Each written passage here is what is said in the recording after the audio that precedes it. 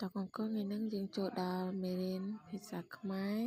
មេរៀនទី1ពញ្ញនកតើកូនจะអានតាមអ្នកគ្រូទាំងអស់គ្នាកស្រៈអាកាកស្រៈអេកេកស្រៈអេកៃ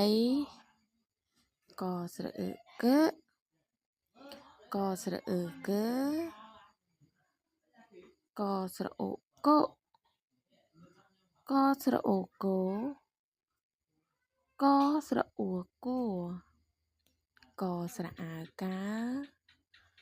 កស្រៈអឺគឺកស្រៈអៀគីកស្រៈអេគេកស្រៈអាយកែកស្រៈអាយកៃកស្រៈអោកោ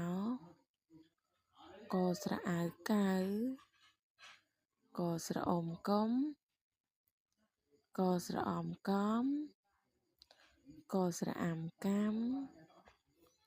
កស្រៈអាកាស